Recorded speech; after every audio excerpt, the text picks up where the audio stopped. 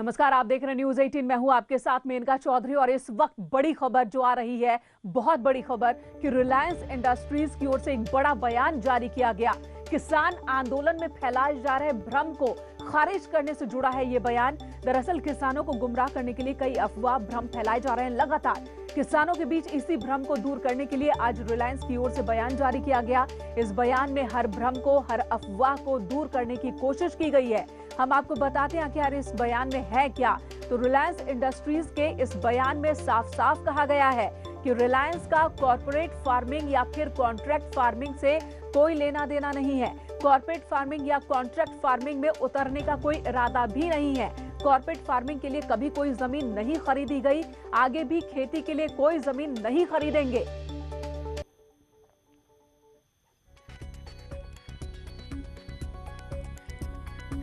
तो आपको एक बार फिर से बताते हैं कि आखिर वो कौन कौन सी बातें हैं जो आज रिलायंस की ओर से साफ साफ कही गई। सबसे पहले ये कहा गया है रिलायंस इंडस्ट्रीज की ओर से कि कॉन्ट्रैक्ट फार्मिंग या कॉर्पोरेट फार्मिंग से रिलायंस इंडस्ट्रीज का कोई लेना देना नहीं है और आगे भी कॉर्पोरेट फार्मिंग और कॉन्ट्रैक्ट फार्मिंग में उतरने का इरादा नहीं है।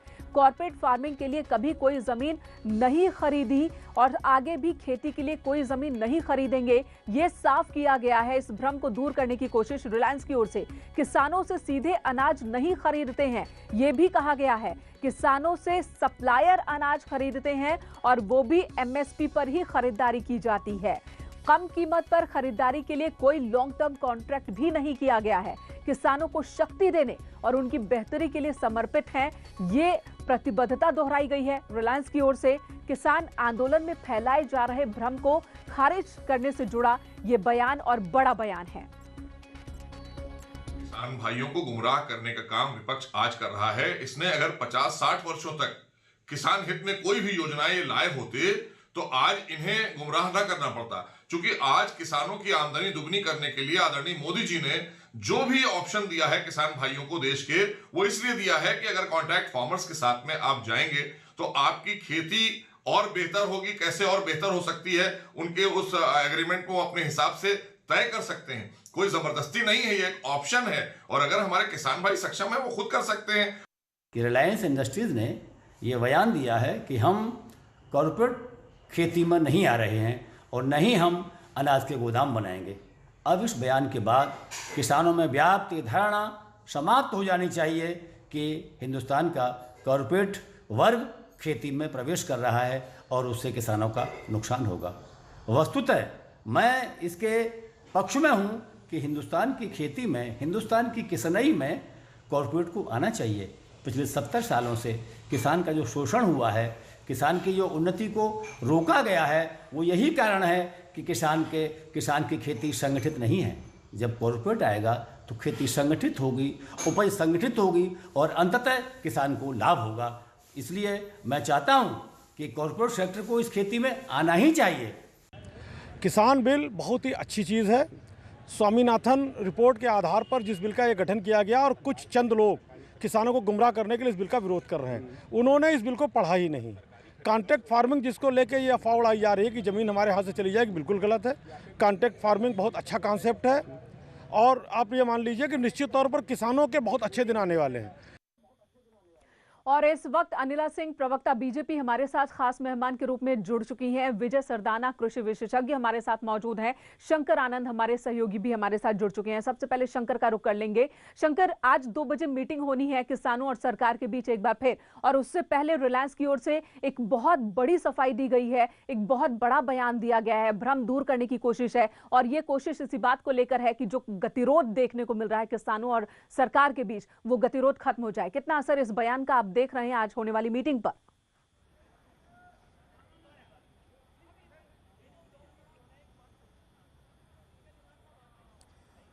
देखिए मेनका, आज जिस तरह से रिलायंस ने एक औपचारिक तौर पर बयान जारी करते हुए सबसे पहला जो शब्द का प्रयोग किया है वो काफ़ी इम्पोर्टेंट है। उन्होंने कहा कि किसान अन्नदाता हैं, जो देश के 130 करोड़ लोगों का पेट भरते हैं और रिलायंस उनके साथ में है, उन किसानों के साथ में है, किसानों के साथ में आज भी है, कल भी रहेगी। और किसानों से जुड़े हुए मसले पर स्पष्ट तौर पे कहा कि जिस तरह से कुछ असामाजिक तत्वों के द्वारा या कुछ लोगों के द्वारा जिस तरह से एक भ्रम फैलाया जा रहा है, अफवाह फैलाई जा रही है, जो कि पूर्ण तौर पे उस पर कोई भी सत्य नहीं है। और जिस तरह से बाकायदा इस मामले पे कहा गया है कि कॉन्ट्रैक्ट फार्मिंग से या तो प्रत्यक्ष रूप से या अप्रत्यक्ष तौर पर कहीं से भी रिलायंस की कंपनी नहीं जुड़ी है, तब यहाँ पर किस तरह से बाकायदा एक भ्रम फैलाया गया है। तो इन तमाम मामलों पर एक औपचारिक तौर पर बयान जारी करते हुए इस मामले पर तमाम जो तथ्य हैं उसको सामने रखा गया है, जिससे कुछ किसान प्रभावित भी हैं और कह भी रहे हैं कि हाँ, इसमें कई चीज़ें सत्य हैं।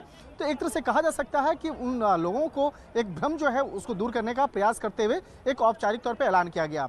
और अब बात करते हैं इनका दूसरी जो महत्वपूर्ण पॉइंट है कि आज 2 बजे जो महत्वपूर्ण बैठक शुरू होगी विज्ञान भवन में, आज की बैठक भी काफ़ी महत्वपूर्ण होने वाली है, जिसमें कि किसान के प्रतिनिधि और केंद्र के प्रतिनिधि बाकायदा बैठ करके आज फिर से वही मुद्दों पे बातचीत करेंगे कि किस तरह से किसानों से जुड़े मसले पर इसका एक बीच का रास्ता निकाला जाए, जल्द से जल्द इस मामले का समाधान निकाला जाए। शंकर, आपके पास आएंगे और आज किसानों का किस तरह का मूड है, किस तरह का रुख है, तैयारी किस तरह की, किसानों का दल निकल भी चुका है विज्ञान भवन के लिए, उस पर भी आपसे जानकारी लेंगे। लेकिन विजय सरदाना, कृषि विशेषज्ञ, इस वक्त हमारे साथ मौजूद है।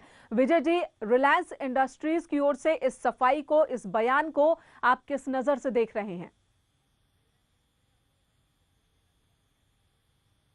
देखिए, ये बहुत महत्वपूर्ण बयान है और कोई भी समझदार आदमी जो भारत की खेती को समझता है वो ये जानता है कि कॉरपोरेट फार्मिंग हिंदुस्तान में फिजिबल नहीं है, क्योंकि जिस तरह से हमारे यहाँ जमीनों के रेट हैं, जिस तरह से छोटे छोटे जमीनों के टुकड़े हैं, कोई भी कॉरपोरेट इतना खर्चा करके खेती में नहीं आएगा, क्योंकि दुनिया में ऐसे बहुत सारे देश हैं जो जमीनें फ्री देने को तैयार हैं।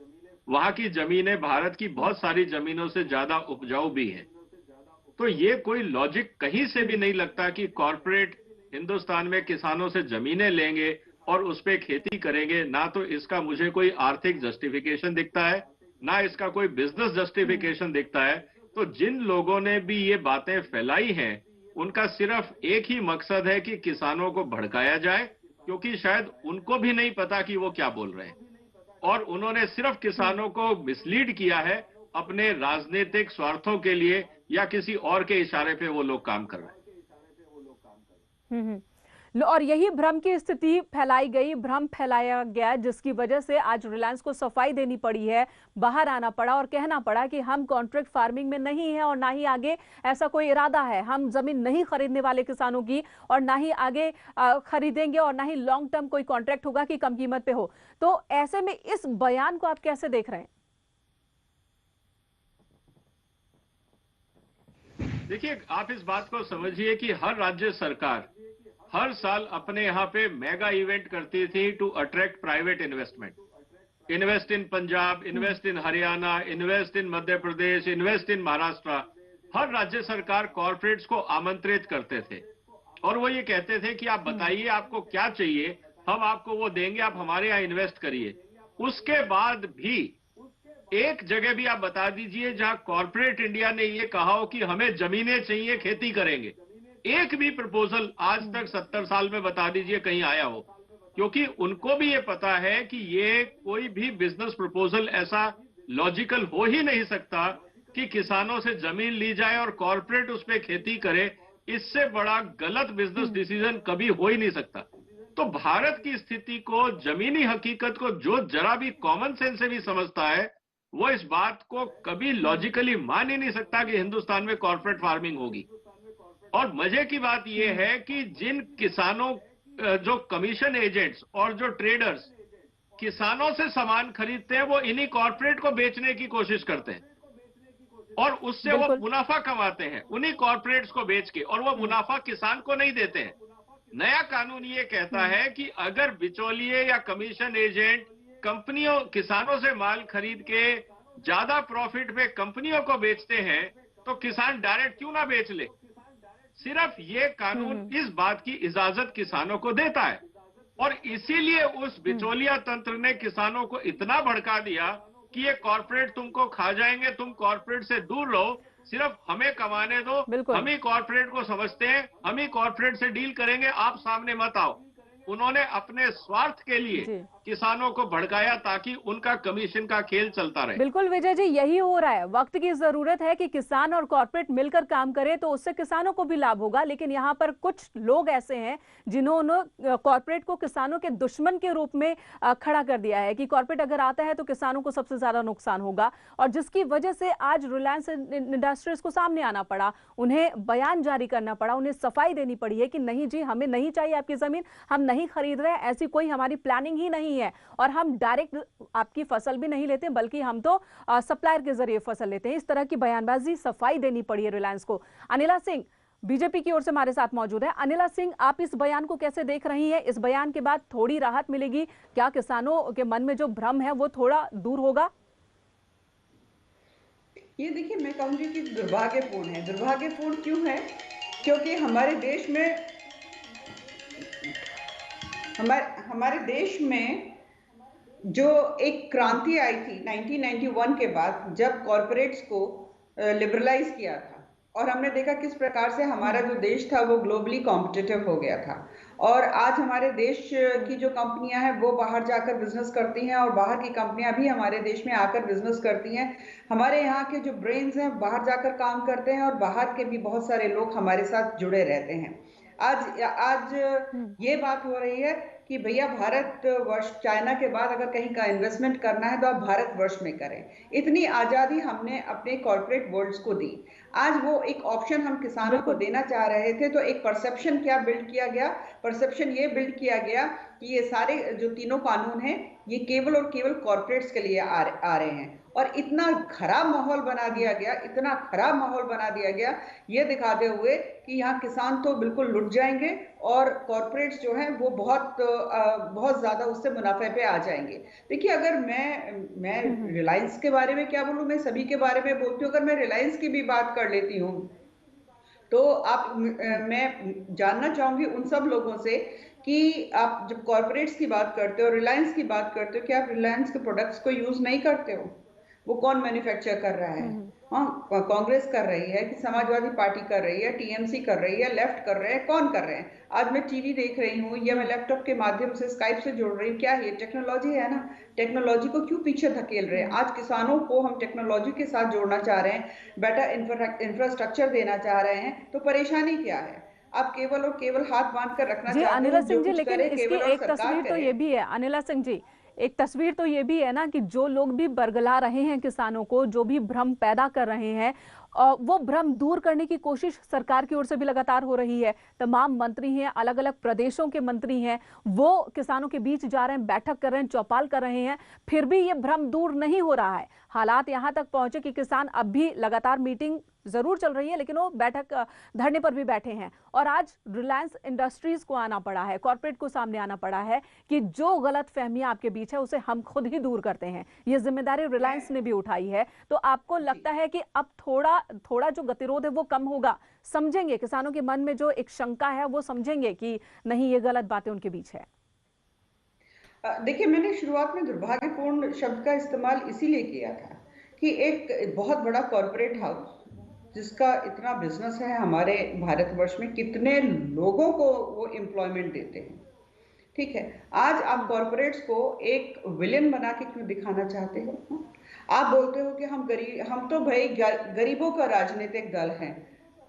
आप देश के नागरिकों को, चाहे वो जवान हो, किसान हो, नौजवान हो, किसी भी समाज की किसी भी श्रेणी से आ रहा है, आप उसको आगे नहीं बढ़ने देना चाहते हैं। ये जो एक अपने आप को एक प्राउड फीलिंग, एक गौरवान्वित करते हुए दिखाते हो, हम गरीबों के एक ऐसा प्रधानमंत्री आया है, वो हमेशा ये कह रहे हैं कि नहीं, गरीबी नहीं, आप ऊपर उठिए। आप प्रधानमंत्री जी के इनिशिएटिव है ना, मेक इन इंडिया, वो क्या है? अगर मैं उत्तर प्रदेश की बात करती हूँ तो 1 डिस्ट्रिक्ट 1 प्रोडक्ट, वो क्या है? केवल इसलिए कि आप अपने अंदर एंटरप्राइजिंग स्किल्स को डेवलप करो।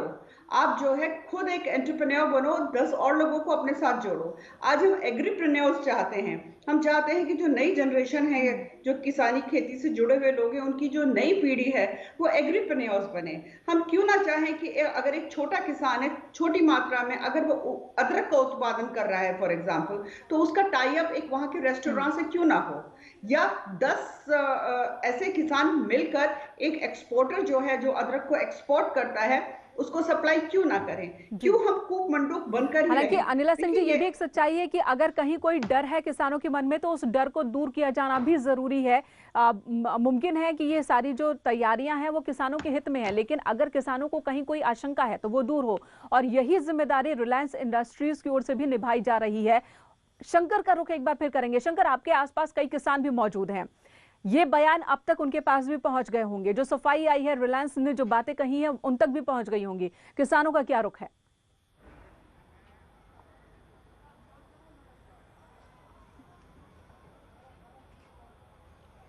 देखिए, किसान नेता राकेश टिकैत से हमारी बातचीत हुई थी और उनसे भी जब मैंने पूछा तो उनका कहना था, देखिए इस मामले पर अभी भी बातचीत चल रही है और क्या है नहीं है। उन्होंने कहा क्या कि देखिए मसला जो है अब कौन कह रहा है, क्या कह रहा है, वो हम उस पर नहीं जाएंगे। लेकिन राकेश टिकैत हालांकि साफ तौर पे इस मामले से बोलते हुए अपने आप को अलग किया और उन्होंने कहा कि देखिए हमारा मसला मेन जो मुख्य है कृषि बिल को लेकर, और कृषि बिल को मसले पर वो आगे बातचीत कर रहे हैं और आगे भी इसी तरीके से वो बातचीत करते रहेंगे।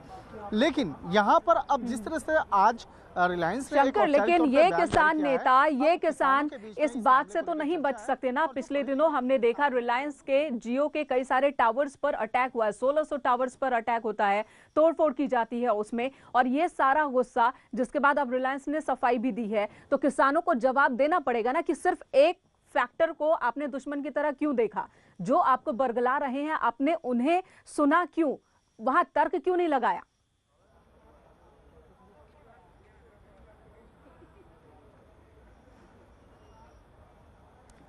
देखिए, जिस तरह से बाकायदा गलत तरीके से टावर को तोड़ना और कहीं भी जो विकास और डेवलपमेंट की जो चीज़ें हैं उसको जिस तरह से बाकायदा इस तरह से क्षतिग्रस्त करना, वो कहीं से भी उचित नहीं है, कहीं से भी सही नहीं है। और इसी मामले की गंभीरता को देखते हुए हो सकता है कि इस मामले पर बाकायदा कोर्ट में भी इस मामले पर आगे सुनवाई हो कि जो लोग गलत तरीके से इस तरह से तोड़फोड़ कर रहे हैं या विकास से जुड़े हुए जो मसले हैं, जो विकास से जुड़े हुए टावर्स हैं, आपको समझना होगा कि आज से 20 साल पहले किस तरह से बाकायदा टेलीफोन के टावर्स होते थे और हम आप जो है किस तरह से बाकायदा जाते थे और छोटी छोटी जगहों पे बहुत लंबी कतारें लग करके एसटीडी बूथ में पहुंचते थे।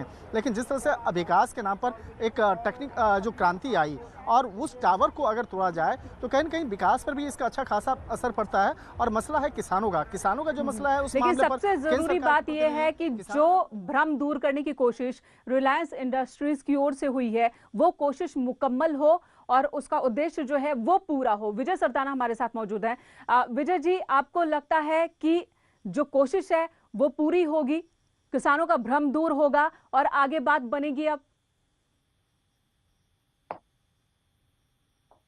मुझे नहीं लगता। देखिए, आपके पत्रकार ने राकेश टिकैत से सवाल किया और वो कतरा के निकल गए। आपको एक चीज क्या बताती है, इस समय बात किसान के मुद्दे की नहीं है। आज ये हालत ये हो गई है कि ये जो 40 किसान नेता हैं ये आज सही बात भी नहीं बोलेंगे। उसका कारण मैं आपको बता दूं कि अगर इसमें से एक भी आदमी समझदारी की बात करेगा, बाकी लोग उसको ये कह के बदनाम कर देंगे कि भाई ये तो सरकार के हाथों बिक गया, ये तो कॉर्पोरेट के हाथों बिक गया। अब मजबूरी इन सब की ये हो गई कि 40 आदमी में समझदारी की पहल कौन करे और उसको दाव खेलना पड़ेगा। इसीलिए आप देखेंगे 40 के 40 नेता के पास कोई जस्टिफिकेशन नहीं है, सिर्फ वो एक बात को लेके अटक गए हैं जो उन्होंने पहली बार गलती से बोल दिया था कि कानून वापस लो। अब ये प्रेस्टीज का इश्यू हो गया है, ये कोई लॉजिकल बात नहीं रही है, ये कोई अब संवैधानिक बात नहीं रही है। अब ये सिर्फ बात ये है कि सरकार को किसी तरह से नीचा दिखाओ, मोदी सरकार को किसी तरह से जनता की नजरों में नीचा दिखाओ। इनको ना तो किसानों से हमदर्दी है ना देश की तरक्की से हमदर्दी है। इन्होंने अब सिर्फ राजनीति करनी है। और आज की मीटिंग में मुझे नहीं लगता कि किसी भी 40 नेताओं में एक में भी हिम्मत होगी जो ये कह सके कि हाँ हम लाइन टू लाइन डिस्कस करने को तैयार है, निकालिए कागज। ये आज भी वही कहेंगे जो पिछली 6 बार कह चुके हैं। यानी कि अब ये तो मुझे कोई बहुत जिद बड़ी आ उम्मीद गई नहीं है, यहाँ दिखती, हित की बात क्योंकि रह अब नहीं इसमें कोई गई। तथ्य विजय की बात सरदाना नहीं जी, है, आप सिर्फ कृषि ईगो पॉइंट विशेषज्ञ रह हैं, आप जी ईगो पॉइंट रह गया सिर्फ। आप कृषि विशेषज्ञ हैं, आपको इस बात का अंदाजा होगा अनुभव के आधार पर कि जो ये किसान है और कॉरपोरेट है, इसका साथ किस अनुपात में जरूरी है ताकि किसान उसका भी विकास हो। और कॉर्पोरेट भी हमारे देश का दुश्मन तो नहीं है ना, अगर हमारे देश में है, अगर वो ग्रो करता है तो देश भी ग्रो करेगा। तो उसके भी ग्रोथ की जरूरत है और किसान के ग्रोथ की भी जरूरत है, और दोनों अगर मिल जाएं तो मुझे लगता है कि ये ग्रोथ तेजी से हो सकती है।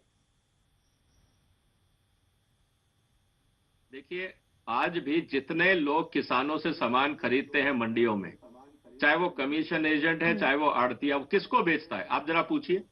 रिलायंस ने साफ बोल दिया कि हम किसान से डायरेक्ट नहीं लेते, तो रिलायंस को कौन देता है? यही कमीशन एजेंट और यही आड़तिया सप्लाई करते हैं। क्या इनमें से जो लोग आज प्रोटेस्ट कर रहे हैं, इनमें से क्या सारे इस बात का अंडरटेकिंग या शपथ लेते हैं कि आज के बाद हम किसी भी कॉर्पोरेट को कुछ भी नहीं बेचेंगे? तो ये किसको बेचेंगे? तो कहने का मतलब ये है कि अल्टीमेटली आज भी बिचौलिया किसान से सस्ते दाम पे लेके रिलायंस को ऊंचे दाम पे बेचता है और बीच का कमीशन रखता है। यही तो खेल है पूरा। वो चाहते ही नहीं बिचौलिया कि किसान सीधा कॉर्पोरेट से बात करे। अगर कॉर्पोरेट से किसान सीधा बात कर लेगा तो फिर कमीशन कैसे मिलेगा, उसमें आड़त कैसे मिलेगी? आप इस बात को समझिए कि ये जानबूझ के दरार डाली जा रही है किसान और कॉर्पोरेट्स के बीच में, ताकि कमीशन का खेल चलता रहे, बिचौलियों का खेल चलता रहे। बिल्कुल। जिस दिन किसान ये सोच लेगा कि और ये लंबे समय से हो रहा है, ये लंबे समय से हो रहा है। अब कोशिश हो रही है कि उसी एक जो बिचौलिया है उसकी भूमिका कम की जाए, और यही वजह है कि ये तमाम गतिरोध देखने को मिल रहे हैं। वक्त बहुत कम बचा है। अनिला जी, जाते जाते आपसे एक सवाल करूंगी, आज की मीटिंग से आपको कितनी उम्मीद? देखिए, उम्मीद तो मैं पूरी करती हूँ, परंतु अभी जैसे सरदाना साहब ने कहा है कि यहाँ पर अगर 2 किसान या 3 किसान जो है थोड़ी सहमति बनाने का प्रयास करेंगे तो बाकी जो है उसकी टांग खींचेंगे। अभी सरदाना साहब ने बात कही बिचौलियों की। अगर मैं पंजाब की बात करती हूँ, क्योंकि मेजरली जो है कि पंजाब का किसान बैठा हुआ है और पंजाब के जो किसान संगठन है उनके नेता मेजोरिटी में है। अगर इसकी बात करती हूँ, पंजाब के जो बिचौलिए हैं उनका पर उनका अगर आप बिजनेस देखते हो तो करीब 1200-1500 करोड़ का आता है, और ये जो मंडियां हैं इनकी पंजाब की, उनका तकरीबन 3000 करोड़ का बिजनेस होता है। तो इसको पंजाब को लग रहा है, चाहे वो उनके बिचौलिए हैं चाहे वो उनकी सरकार है, क्योंकि वहां पर कोई भी सरकार रहे, चाहे कांग्रेस की रहे चाहे अकाली दल की रहे, इन लोगों की राजनीति बहुत कुछ मंडियों से जुड़ी हुई रहती है। बड़े बड़े कैपिटलिस्ट फार्मर्स हैं वहां पे, एक पूरा नेक्सस कार्टेल चलता है। तो उसको खत्म करने का अगर प्रयास किया जा रहा है, और तो बेचैनी पंजाब में क्यों है उसका और जाहिर सी बात है, जब यही भी कोई बड़ा बदलाव होने को होता है, बड़ा कदम उठाया जाता है तो गतिरोध होते ही, इस तरह के आंदोलन होते ही हैं, लेकिन उस आंदोलन को टैकल करने का तरीका वो बहुत मायने रखता है। आप दोनों का बहुत बहुत धन्यवाद, अनिला सिंह, विजय सरदाना आपका, और शंकर आपका भी बहुत बहुत शुक्रिया तमाम बातचीत के लिए, पूरी जानकारी देने के लिए। तो आज किसानों और सरकार के बीच मीटिंग होनी है विज्ञान भवन में। उस मीटिंग से पहले रिलायंस इंडस्ट्रीज की ओर से जिम्मेदारी निभाते हुए बड़े बयान जारी किए गए और साफ साफ कहा गया कि कॉन्ट्रैक्ट फार्मिंग से कोई लेना देना नहीं है रिलायंस इंडस्ट्रीज का, आगे भी इसमें कदम रखने का कोई इरादा नहीं है, किसानों की जमीन खेती के लिए खरीदने का कोई इरादा नहीं है। यह कोशिश बस इसी बात को लेकर है कि किसानों के मन में जो भ्रम, जो डर, जो आशंका है वो दूर हो। रुकेंगे एक ब्रेक के लिए, खबरों का सिलसिला न्यूज़ 18 पर जारी है।